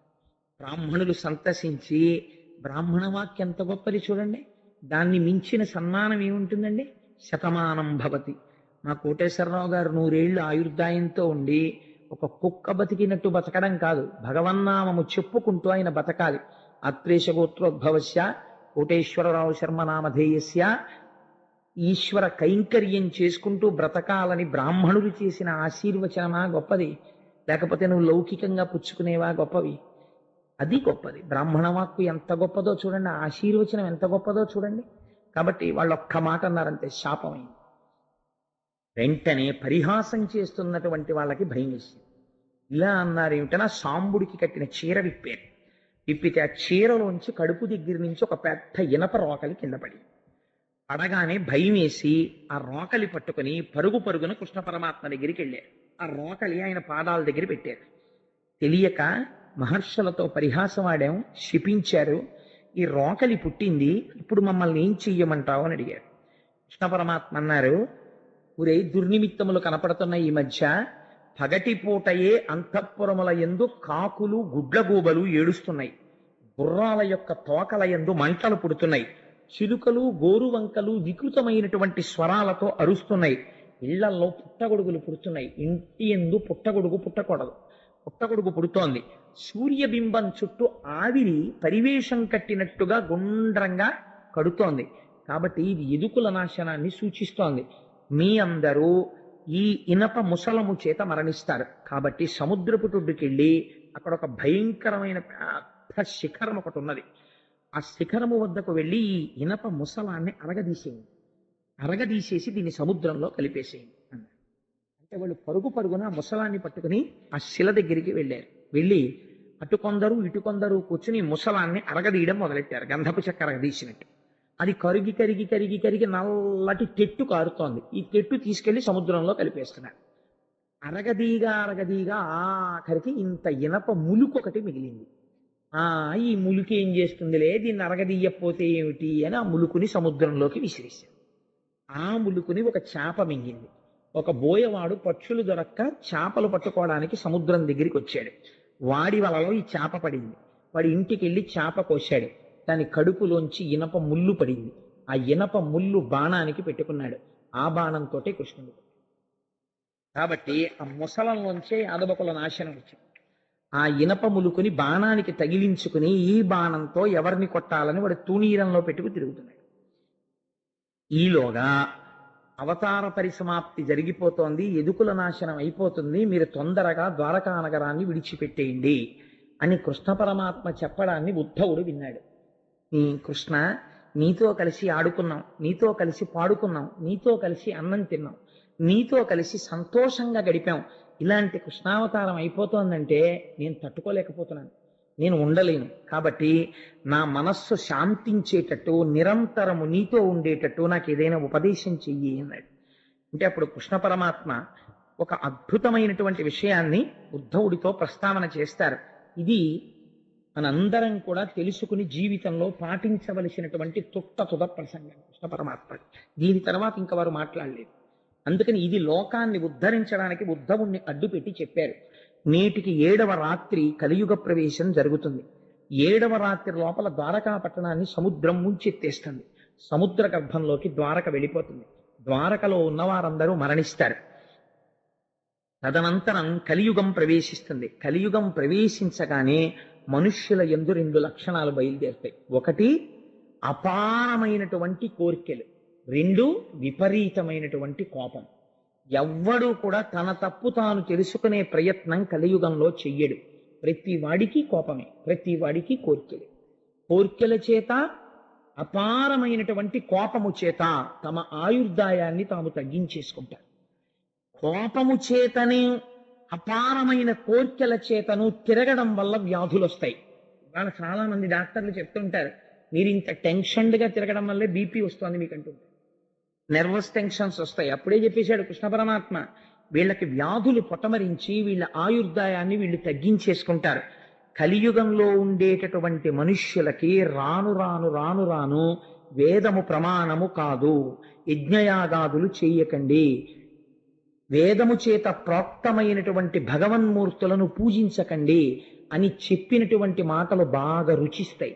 రుచించి కోట్ల జన్మల అదృష్టం చేత వేదము ప్రమాణమని అంగీకరించగలిగినటువంటి స్థితిలో పుట్టిన వారు కూడా వదిలిపెట్టేసుకుని తమంత తాముగా పాషండమతములను కౌగిలించుకుని అభ్యున్నతిని విడిచిపెట్టి వేరు మార్గములలో వెళ్ళిపోతారు. అల్పాయుర్దాయంతో జీవిస్తారు. పూజలు తమ మనస్సుని సంస్కరించుకోవడానికి, ఆచారములు తమంత తాము పాటించడానికి వచ్చాయి. ఒక ఉపవాసం అనేటటువంటిది తక్కువ పదార్థాన్ని తీసుకుని శరీరాన్ని నిలబెట్టుకుని మరింత పవిత్రంగా పూజ చేసుకోవడం కోసమని ఉపవాసం అన్న ఆచారం వచ్చింది. కట్టుకున్న బట్ట చెమట వాసన కొట్టి, కట్టుకున్న బట్ట అన్ని రకాలైనటువంటి సంపర్కముతో ఉన్నదైతే దాని యొక్క స్పర్శ చేత శరీరములోనున్న మనస్సు నిలకడ పొందవని ఆరేసిన బట్ట కట్టుకో, లేకపోతే పట్టుబట్ట కట్టుకోని శాస్త్రం నిర్దేశించింది. కానీ రాను రాను రాను రాను కలియుగంలో ఏమవుతుందంటే ఆచారాన్ని విడిచిపెట్టేయడానికి ప్రజలు ఇష్టపడతారు. ఆచారం పక్కన పెట్టేసి ఆచారము లేని పూజ చెయ్యడం ఇష్టపడతారు. ఆచారం అక్కర్లేదనేటటువంటి పూజలు ఏముంటాయో వాటి యందు మక్కువ చూపిస్తారు. వాటి వలన ప్రమాదము కొని తెచ్చుకుంటున్నామని తెలుసుకోరు. అంతఃశుద్ధి ఉండదు, చిత్తశుద్ధి ఏర్పడక ఆచారము సంప్రదాయమును విడిచిపెట్టినటువంటి పూజల యందు మక్కువ చూపించి తిరగడం ప్రారంభం చేస్తారు. అయ్యో, ఈ ఆచారం పాటించడం అనేటటువంటిది మన మనస్సుని సంస్కరిస్తుంది అని తెలుసుకోవడం మానేసి ఏ పూజ చేస్తే, ఏ రూపాన్ని ఆశ్రయిస్తే ఆచారం అక్కర్లేదని ప్రచారం ఉంటుందో అటువైపుకే తొందరగా అడుగేస్తారు. కానీ దానివల్ల తాము పొందవలసినటువంటి స్థితిని పొందలేము అని తెలుసుకోలేకపోతారు. ఇవన్నీ కృష్ణ పరమాత్మ చెప్పిన మాటలండి. ఇంద్రియములకు వశులైపోతారు. ఎప్పుడూ ఇంద్రియములకు బానిసలై ఇంద్రియము చెప్పిన మాటని ఎదురు తిరిగి నేను ఎందుకు అనుభవించాలని అడిగేవాడు ఉండడు. మనస్సు కంటితో అనుభవించంటే బానిస అయి తిరుగుతాడు, చెవితో వినమంటే బానిస అయి తిరుగుతాడు. ఎందుకు అలా చేస్తామని అడిగితే అధిక్షేపిస్తాడు. ముఠాలు కడతారు, సంఘాలు కడతారు, కొట్టుకుంటారు, రాజులే ప్రజల సొమ్ము దోచుకుంటారు, ప్రజలు రాజుల మీద తిరగబడతారు. ఎవడికి యోగ్యతని బట్టి గౌరవం ఉండదు, వాడి పాండిత్యమును బట్టి గౌరవం ఉండదు, వాడి భక్తిని బట్టి గౌరవం ఉండదు. ఏ రకంగా ఆర్జించాడన్నది ప్రధానం అవ్వదు కలియుగంలో, ఎంత ఆర్జించాడన్నది ప్రధానం. ఎవడికి ఐశ్వర్యం ఉందో వాడే పండితుడు, ఎవడికి ఐశ్వర్యం ఉన్నదో వాడే పెద్ద పెద్ద దేవస్థానాలకి ట్రస్టీ. వాడికి ఆచమనం చేయడం కూడా చేత కాకపోవచ్చు, కానీ వాడు ట్రస్టీగా ఉంటాడు. ఎందుకు? వాడికి ఏమొచ్చు? వాడు ఆ దేవస్థానాన్ని ఏమైనా సంస్కరించగలడా? వాడు ఏమైనా నడిపించగలడా? వాడు ఔదార్యం ఉన్నవాడా? అక్కర్లేదు. వాడు ఏమైనా పూజ చేయగలడా? పోనీ ఓ అయ్యప్ప స్వామి గుడి ట్రస్టీలా 10 భగవత్ కార్యాలు చేయించగలరా? వాళ్ళ డబ్బు తీసుకొచ్చి భక్తులకి పెట్టి మీరు డబ్బు ఇవ్వకండి పూజలు చేసుకోండి అనగలరా? అనలేరు. కానీ ఎందుకు మరి ట్రస్టీలు అవుతారు అంటే అది కలియుగం యొక్క లక్షణం. కాబట్టి పనికి మాలిన వాళ్ళు వెళ్ళి ఆలయాల నిర్వహణలో పూనుకుంటారు. పూనుకుని ఈశ్వరుని యొక్క స్వరూపాన్ని ప్రజలకి అందించడంలో భంగపాటుకి గురైపోతారు. కాబట్టి అందరూ ఎంతసేపు గుళ్ళ చుట్టూ తిరిగేవాళ్లే కానీ అసలు కలియుగంలో వెళ్ళవలసినటువంటిది భగవంతుడి పాదములను గట్టిగా పట్టుకుని తరించిపోయినటువంటి మహాపురుషులైన వాళ్ళు ఉన్నారు. ఒక రమణ మహర్షి, ఒక రామకృష్ణ పరమహంస, అటువంటి మహాపురుషులు వెళ్ళిపోవచ్చు, కానీ వాళ్ళు తిరుగాడిన ఆశ్రమాలు ఉన్నాయి. అటువంటి ఆశ్రమాలకు వెళ్ళి మన కాలు పెట్టి తొక్కాలి, కానీ ఆశ్రమాలకు వెళ్ళరు. అటువంటి ఆశ్రమాలకు వెళ్ళి కాళ్ళు పెట్టాలి, అటువంటి మహాపురుషుల యొక్క మూర్తుల్ని సేవించాలి, కానీ అక్కడికి వెళ్ళరు. వెళ్లకుండా హీనమైనటువంటి భక్తితో కోర్కెలు తీరడానికి ఎవరిని పట్టుకుంటే సులువుగా తీరుతాయి, ఇదే ప్రశ్న అడుగుతారు. ఈశ్వరుడు యందు భేదం చూస్తారు. ఈ మూర్తిని పట్టుకుంటే కోరిక తీరుతుంది, ఈ మూర్తిని పూజించాలని ఆ మూర్తికి తెలిస్తే కోపం వస్తుందేమో అంటాడు, కానీ ఒక్క మూర్తియే ఇలా ఉందని తెలుసుకోరు. ఈశ్వరుడు యందు భేదబుద్ధి గోచరిస్తుంది.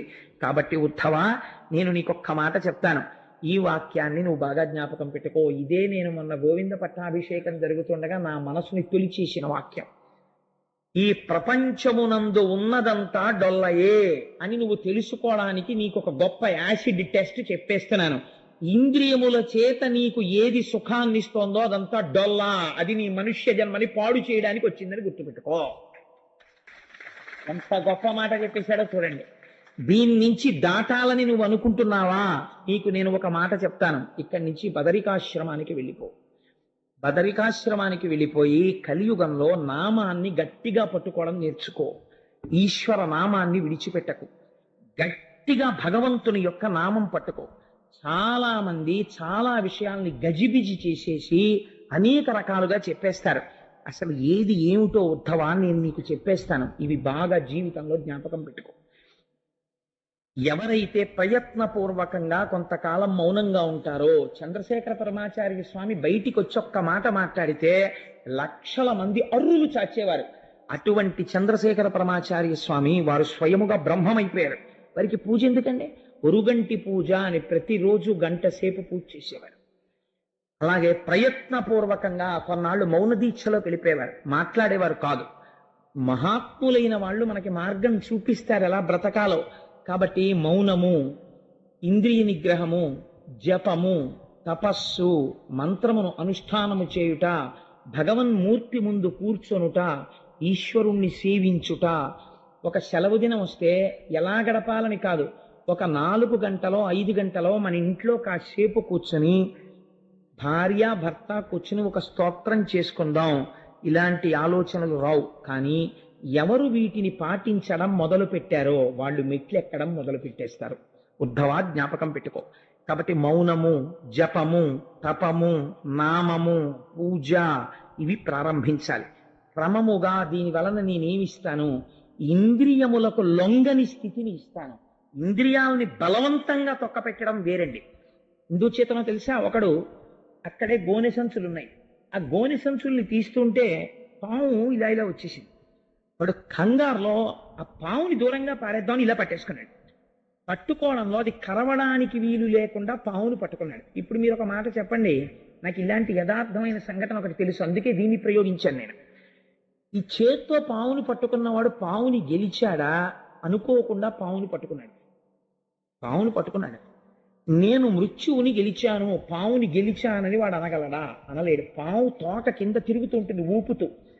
వాడికి ఇప్పుడు ఈ పట్టుకున్న పావుని ఎలా విసిరేయాలో తెలియదు. ఎటు విసిరితే ఇది మళ్ళీ వస్తుందో ఏమిటో అసలు అంత ఆలోచన కూడా ఉండదు. భయపడిపోయి గజ గజ గజ గజ వణికిపోతుంటాడు. వాడు జయించాడా పావుని? పాము చేత వీడు జయింపబడచ్చా?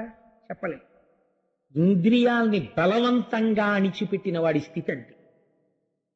అందుకే ఇంద్రియానికి కావలసిన సుఖం వేదం ఏం చెప్పిందో ఆ సుఖమునివ్వాలి.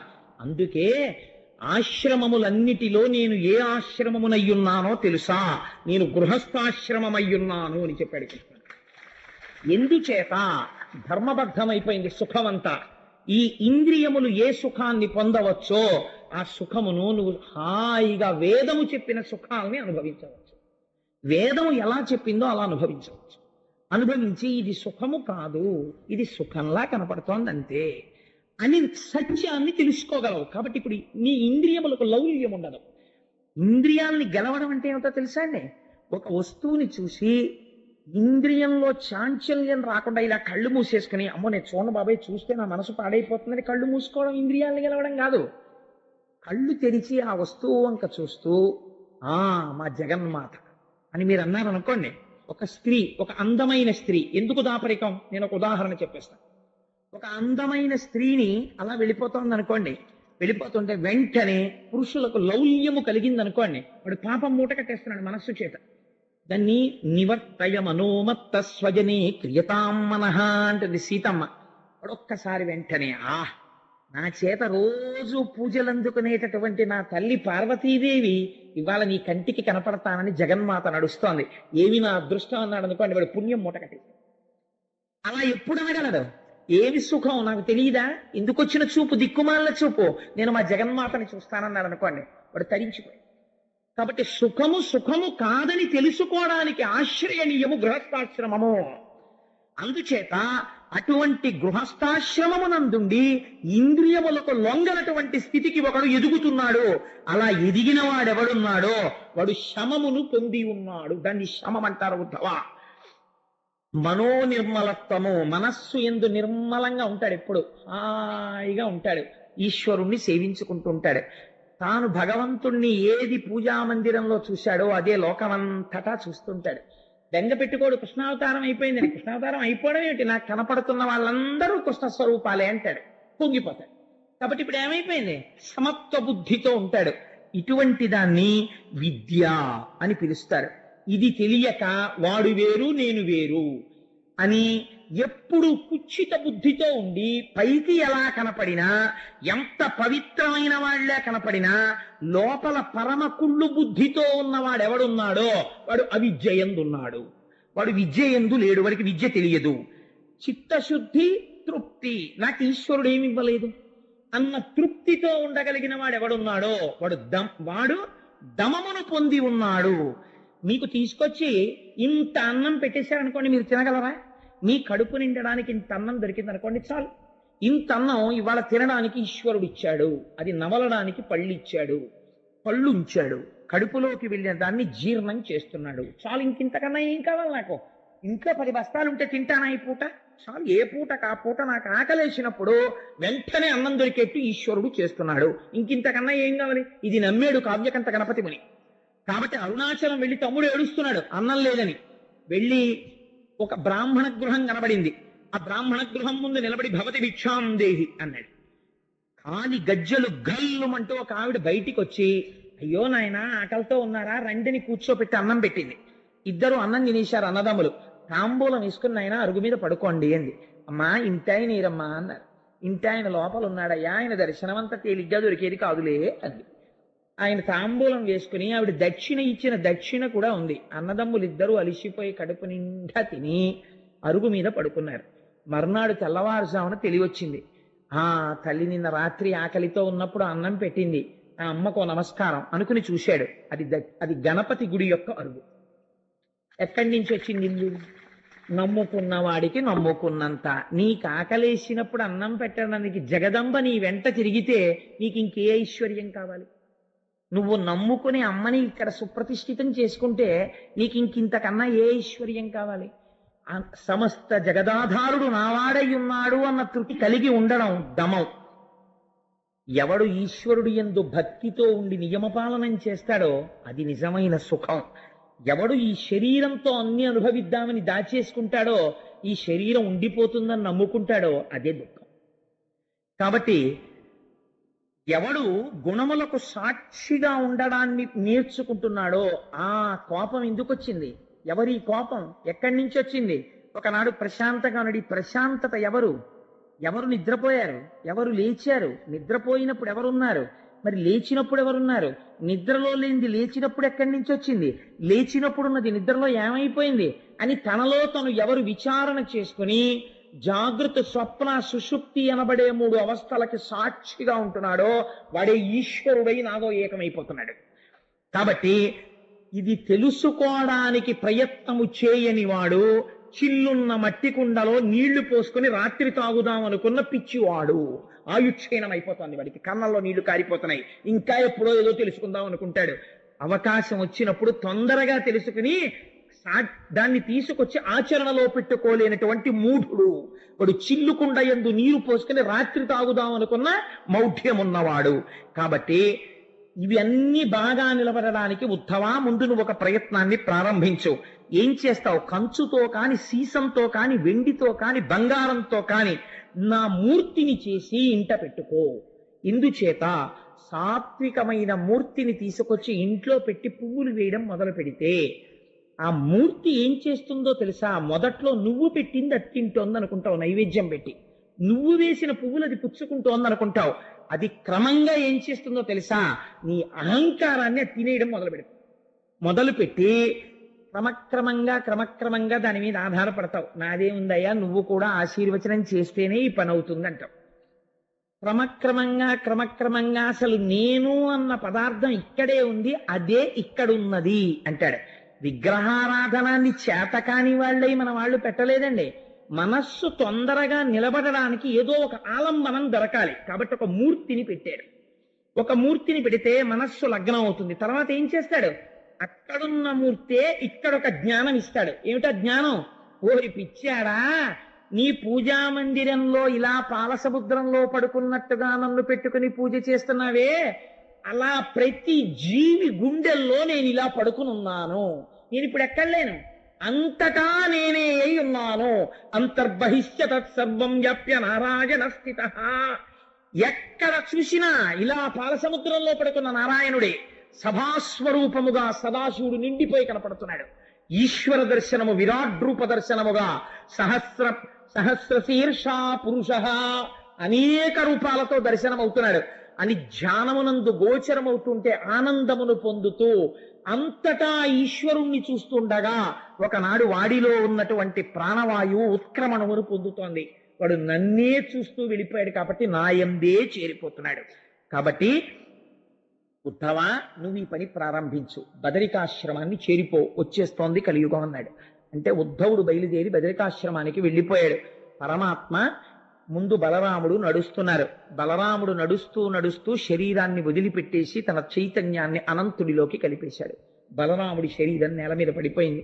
తదనంతరము కృష్ణ పరమాత్మ ఒక పొద చాటుకి వెళ్ళి నేల మీద పడుకుని మోకాలు మీద 2వ కాలు పెట్టి ఆ పాదాన్ని ఇలా కదుపుతూ పడుకున్నారు. దూరం నుంచి ఇంతకు పూర్వం చాప కడుపులోంచి ఇనప ముళ్ళు తీసి బాణమునకు పెట్టుకున్న బోయవాడు ఆ పొదల్లోంచి చూశాడు. అది జింక యొక్క చెవి ఇలా కదులుతున్నట్టు కనపడింది. ఈ జింక చెవి మీదకు బాణం వేస్తే తలలోకి గుచ్చుకుంటుంది అనుకుని ఈ ఇనప ముళ్ళు తగిలించినటువంటి బాణము అదే యాదవకుల నాశనం కోసం వచ్చిన ముసలపు ముక్క. ఆ బాణాన్ని కృష్ణ పరమాత్మ యొక్క కాలి మీద ప్రయోగించాడు. ఏ శ్రీపాదములు గోపాల బాలురు నరణించాయో, ఈ లోకాన్నంతటినీ పవిత్రం చేశాయో, స్వామి పాదచిహ్నములు ఈ నేల మీద మోపాడో, ఏ మహానుభావుడు కురుక్షేత్రంలో అర్జునుడి రథం మీద కూర్చుని గీతాపదేశం చేశాడో, ఏ పాదములను నమ్మి అర్జునుడు ధన్యుడైపోయాడో, ఏ పాదములను పట్టుకుని కొన్ని కోట్ల మంది మోక్షాన్ని పొందారో, ఆర్తితో పిలిచిన వాళ్ళ దగ్గరికి పరిగెత్తి ఏ శ్రీపాదములు దర్శనమిచ్చాయో అటువంటి బొటనవేలి దగ్గర ఆ బాణము వెళ్ళి గుచ్చుకుంది. హా అని అరిచారు కృష్ణ పరమాత్మ. బోయవాడు అయ్యో మనుష్యుణ్ణి కొట్టానని పరిగెత్తాడు.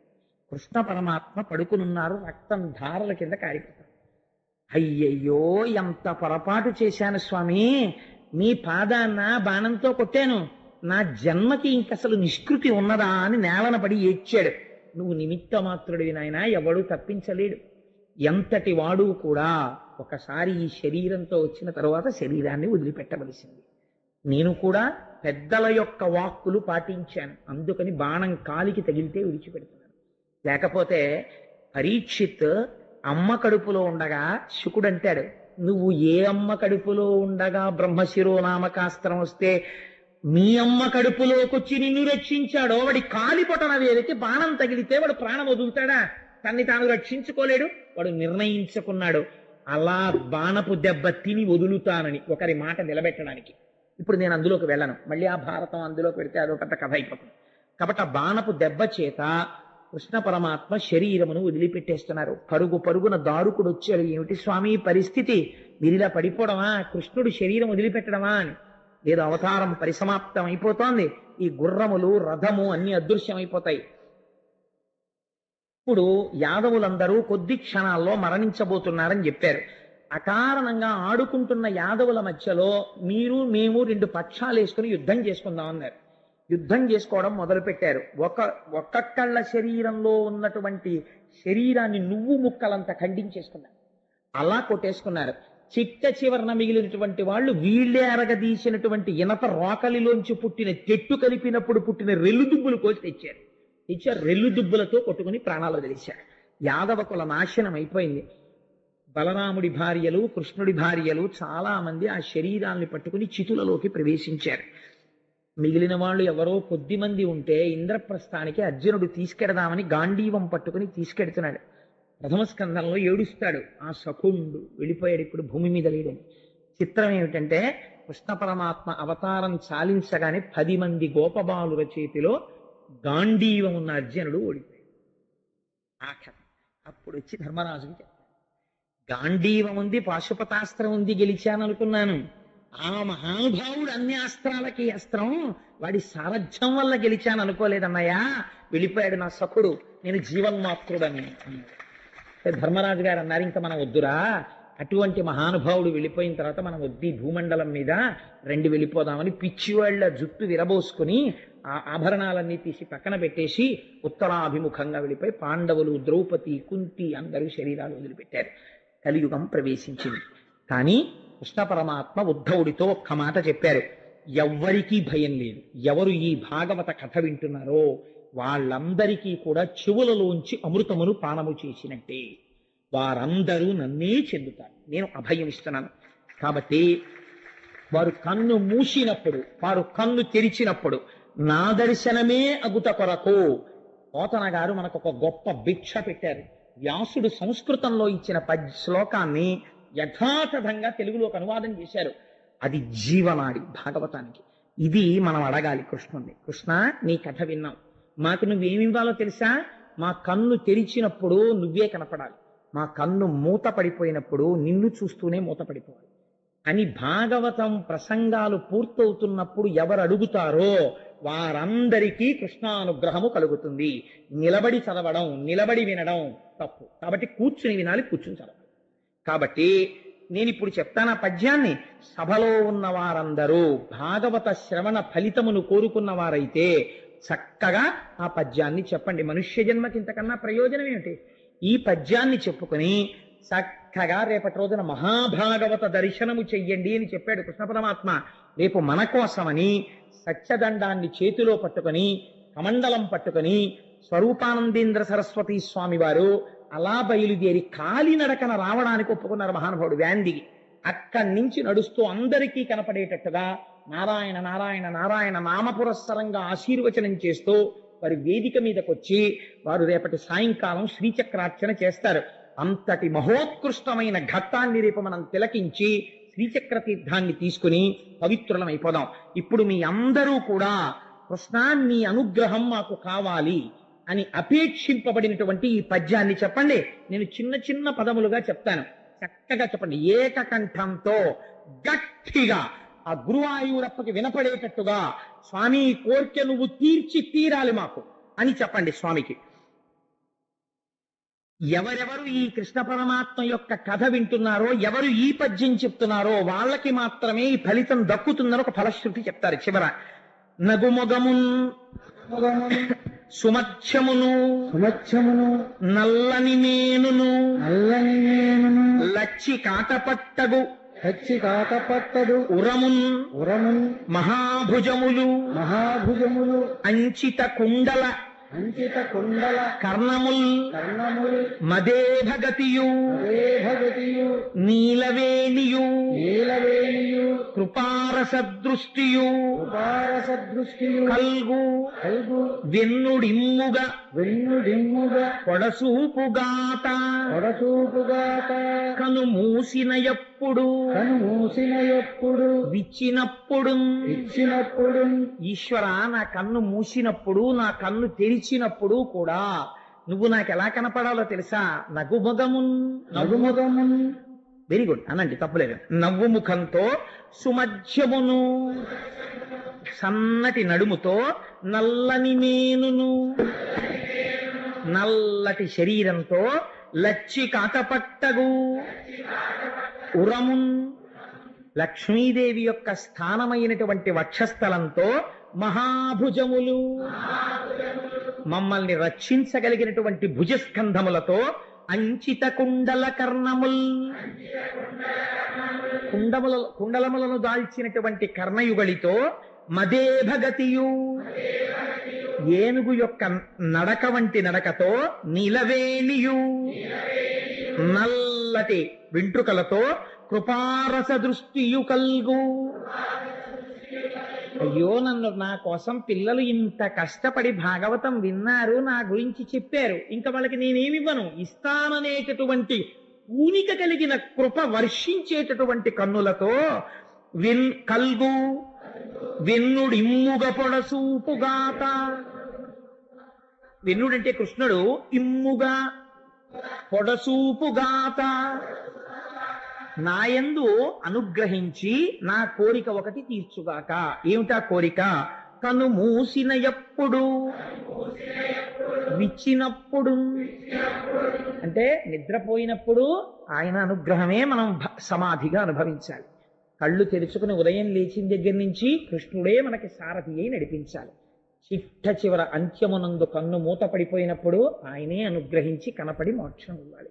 వేరొకసారి నాకు జన్మ వద్దు స్వామి, నన్ను ఇలా అనుగ్రహించు అని గొప్ప పద్యాన్ని పోతన గారు మనకి భిక్ష పెట్టి పూర్తి చేస్తూ అంటారు. ఈ కథ విన్నను వ్రాసిన ప్రకటముగ లక్ష్మి యశము భాగ్యము కలుగున్ చేకుని ఆయువుగనుడై లోకములో నుండు నరుడు లోకులు పొగడన్.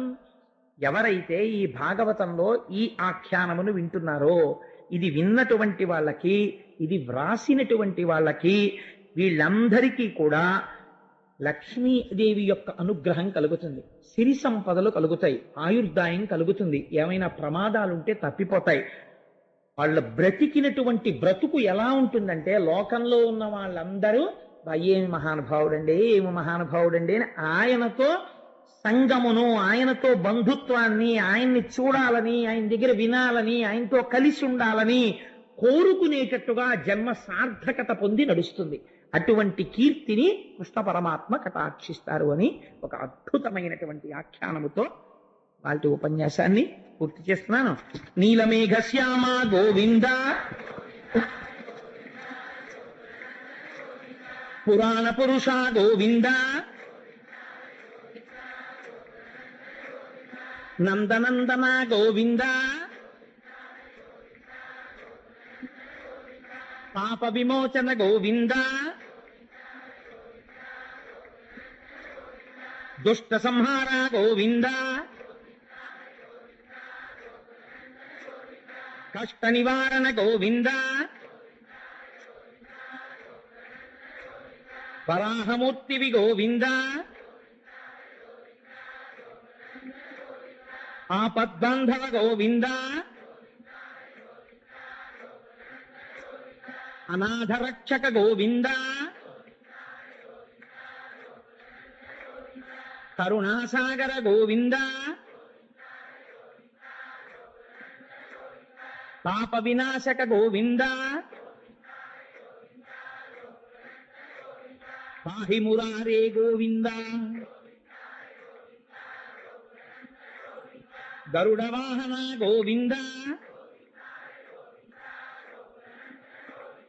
వజ్రకవచధర గోవింద, అభిషేక ప్రియ గోవింద ఏడు కొండలవాడ గోవింద శేషాద్రి నిలయ గోవింద శ్రీనివాస గోవింద శ్రీ వెంకటేశ గోవింద మంగళాశాసనపరైః మదాచార్య పురోగమైః సర్వైశ్చ పూర్వైరాచార్యైః సత్కృతాయాస్తు మంగళం. మంగళం కోసలేంద్రాయ మహనీయ గుణాత్మనే చక్రవర్తి తనూజాయ సర్వభౌమాయ మంగళం. ఉమాకాంతాయ కాంతాయ కామితార్థప్రదాయినే శ్రీగిరీశాయ దేవాయ మలినాథాయ మంగళం. కరచరణకృతం వా కర్మ వాక్కాజం వా శ్రవణనైనజం వా మానసం వాపరాధం విహితం వా సర్వమేత్తక్షమస్వ. శివ శివ కరుణాబ్ధే శ్రీ మహాదేవ శంభో. సర్వం శ్రీ ఉమామహేశ్వర పరబ్రహ్మార్పణమస్తు. స్వస్తి.